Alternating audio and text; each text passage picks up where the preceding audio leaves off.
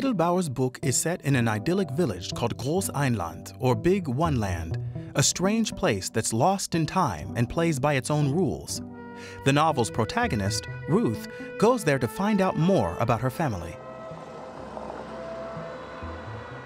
I wanted to create a community like a cake that you could slice through and see the layers, the sediments of different periods in Austria's history.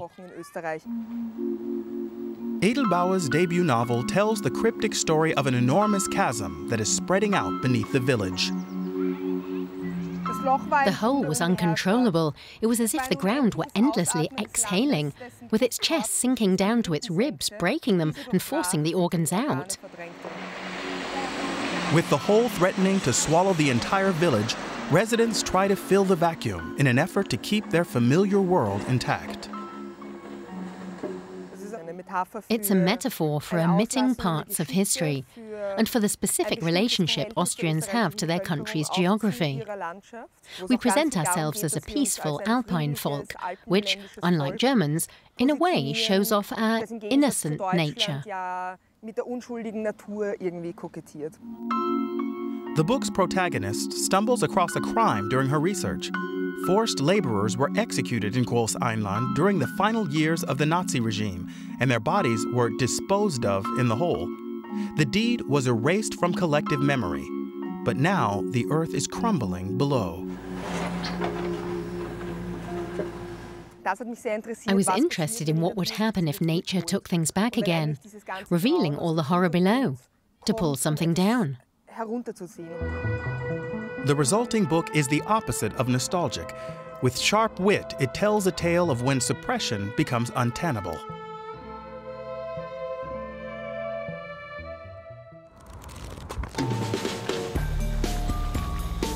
Miku Sophie Kühmel has also been nominated for her debut novel, a 300-page book about a tangled relationship between four people set in a house by a lake. The group consists of a gay couple from Berlin, a friend and his daughter who play out a game of lies, love and trust over the course of one weekend that comes to an unexpected end. To me, that puzzle of perspectives and perceptions was important, how one person interprets situations and memories and how different memories and perceptions can be. Misapprehension and confusion. Who loves whom, or not anymore? The novel is set in Brandenburg, but the author also included a second plane, namely the philosophy behind the Japanese art kintsugi, which mends broken objects using gold dust. In kintsugi, cracks aren't hidden, but refined. The novel is written from four perspectives. How does a person cope with shards and cracks in life? This approach is mindful, careful. It calmly takes time to put something back together, but it also adds something so that the whole changes and becomes more valuable and appears as something quite new. In the Zen Buddhist sense, beauty is more tied to being able to see the passing of time on something. Miku Sophie Kühmel writes lightly and unsentimentally about the failures and cracks that are part of life.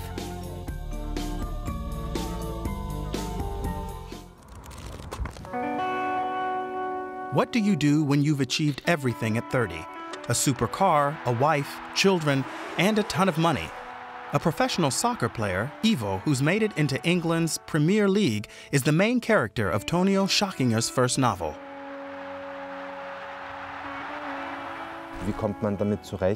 How do you cope with being only 27 and approaching the end of your soccer career? And with that, also the end of who you are, because professional athletes identify strongly with their job.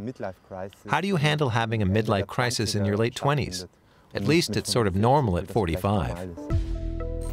When Ivo gets a red card, he's left with plenty of time to think about his slowly stagnating career, his marriage, his affairs, and about who he really is. My protagonist comes from Vienna, and there's already a bit of alienation between the Viennese and other Austrians.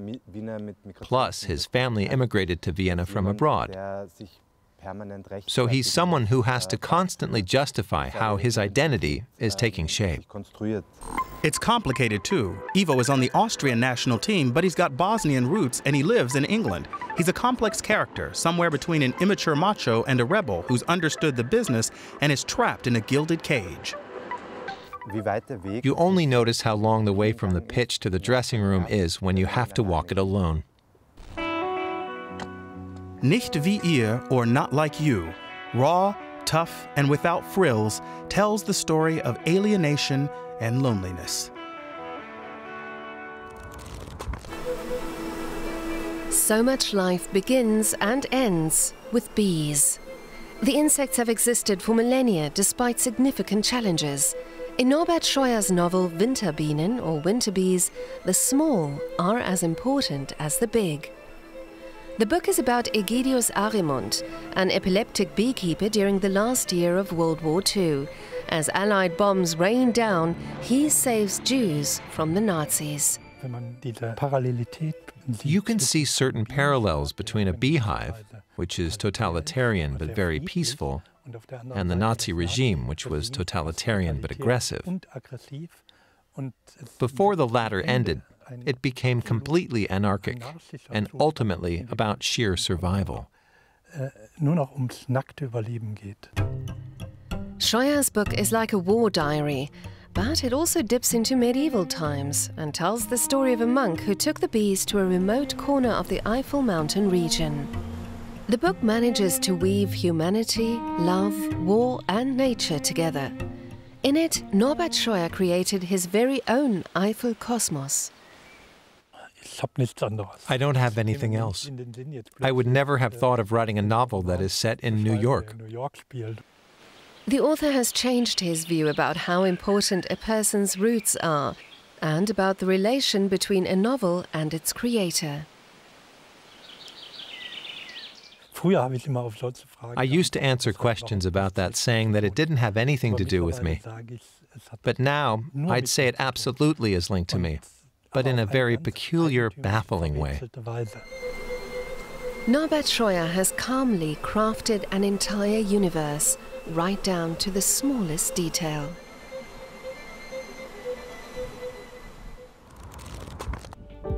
What does where a person comes from mean?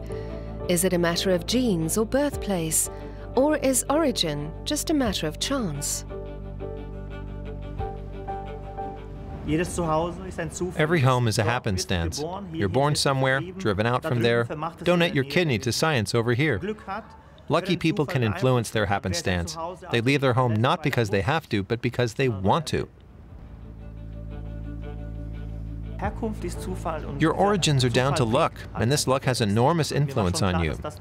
Birth brings with it inalterable facts. A birth happens somewhere, and through that, people see you as a certain person. In his book Herkunft or Origins, Saša Stanišić travels home to his birthplace, Visegrad, on the banks of the Drina River in Bosnia. He visits his grandmother and records her memories. The book looks back at Tito's Yugoslavia and its collapse in the 1990s. Nationalism and war forced the family to flee. I'd always wanted to look at my own biography and of my family and to find the stories that wait there. The present always dips into the past. If we took the same route today, my mother and I would have ended up standing in front of a barbed wire fence somewhere in Hungary. That's hard. Chance took him to Heidelberg, the epitome of German Romanticism. A gas station turns out to be the place where origin loses its weight. We could be anything there. We could be anything and everything in the stories we told there. And there were hardly any conflicts. It was like an unwritten rule. Not here. Maybe someplace else, but not here. Stanišić plays with chance and lets his readers join in decision-making in the end. The book becomes an adventure novel, turning like a roulette wheel between fact and fiction.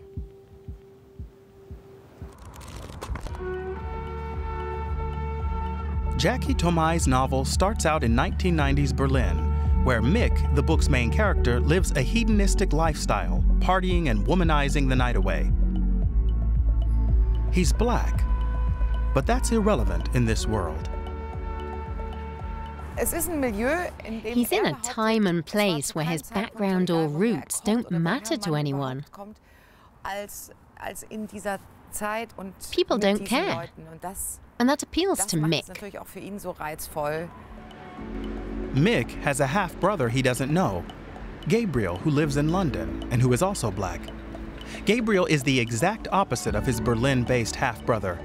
He's a successful, ambitious, career-minded architect.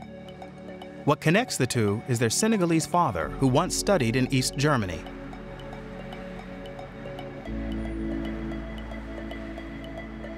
The father gave his sons his skin color and left them with endless questions from people about their roots.